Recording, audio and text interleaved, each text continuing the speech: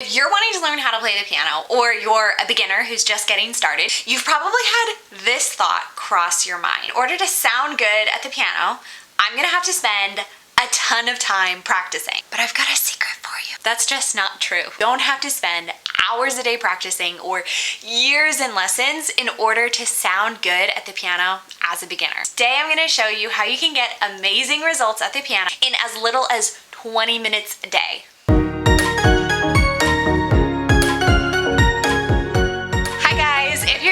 My name's Brienne, and I started the Piano Path as a way to teach beginners how to read sheet music so that you can play any song that you want on the piano, even as a total beginner. If that's you, make sure you hit the subscribe button down below so that you never miss a video that I add. In this video, I'm going to be breaking down exactly how to practice so that you can see results at the piano, but make sure you stick around until the end of the video because that's where I'm going to be sharing with you the essential key that you need in order to see results. This is the key that completely transformed my confidence at the piano, and it skyrocketed my growth. Okay, so how to sound amazing at the piano in less than 20 minutes a day. Step one, you want to spend the first 2 to 3 minutes of your practice time warming up. Now, some people say you should warm up with scales or arpeggios, and if you like that kind of thing, great.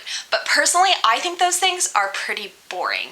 So my rule of thumb for choosing something for a warm-up is what sounds fun to play, what feels easy and comfortable, and what can you play that makes you feel really confident and brings you joy. So here's some examples of some things that I might warm up with if I'm sitting down to play. This isn't even really a song. It's just something I made up the other day. Or maybe I'll play a song that I know really well. I've had this one memorized for a long time.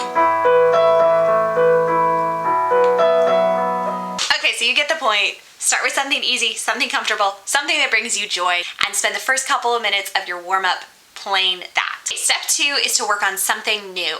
This is a new song that you're working on learning. It's at your level, but it needs to be polished. It's a little bit rough. So that's what you're gonna spend the next 10 minutes doing, is working on one section of a new song. I'm gonna show you exactly how to do this. Okay, so when you have a new song, before you even try to tackle it, go through it and divide it up into 3 to 4 sections. So these are gonna be like mini songs inside of your song. You're not gonna work on the whole song at one time. You're gonna work on one section at a time, or one mini section at a time. For each section that you're working on, let's say you're working on section 1 of the song, you're gonna go through, scan the notes. You're gonna read any that look unfamiliar or scary, just so you know what's coming. And then you're gonna focus specifically on practicing that one section.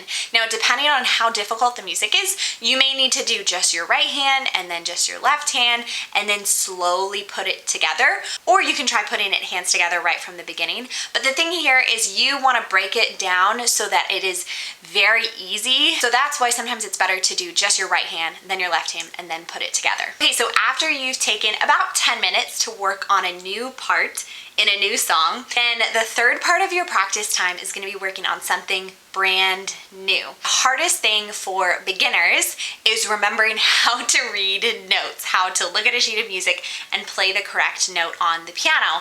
And the way that you become better at this, the way that your brain becomes faster in being able to look at a note, play the right key, is through exposing it to new music. What you're gonna do here is you're gonna take a very small section, maybe like 2 measures or a line of a song that you've never looked at before. Now make sure it's not too advanced, otherwise you're gonna be stuck in the weeds.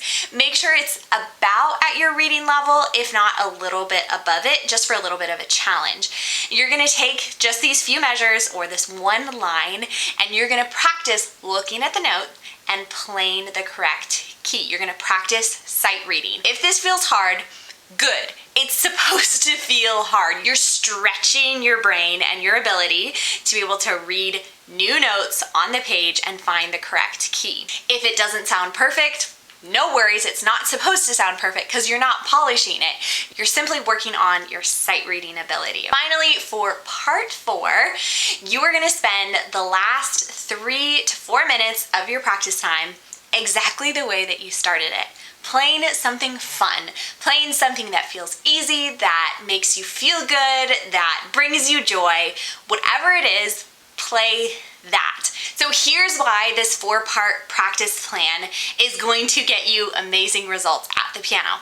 Number one, it's short. When something is short and doesn't take a ton of time, we are so much more likely to do it than if it's gonna take us hours and be super involved. Number two, why this works, it starts and ends with songs that are easy and comfortable and that we really enjoy playing. And then reason number three why this works is it gives you a clear path forward for learning new songs. So instead of looking at a new song that you wanna learn and feeling overwhelmed with where to start and what to do, this is gonna give you a clear path forward. And reason number four why this works is it gets you sight reading new music to up your reading level. It's going to make you feel so much more comfortable and confident reading sheet music. In turn, is going to lead to you being able to read and play more songs on the piano. You know that at the beginning, I told you to stick around until the end because I was going to share with you the essential key that you need in order to see progress at the piano.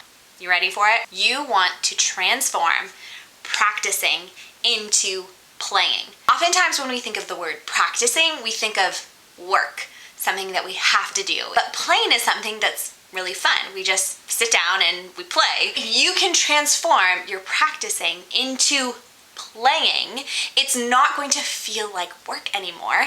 And when it doesn't feel like work, when there's so much joy involved, you're going to do it more frequently. What's going to happen when you do it more frequently? You're going to skyrocket your confidence. You're going to know your keys super well. You're going to know your notes super well. And it's all going to be because you've just done it a lot of time. You've tricked your brain into making practicing feel like playing. And because it brings you joy, because you love it, you're going to do it more often and you're going to see amazing results at the piano, even with as little as 20 minutes a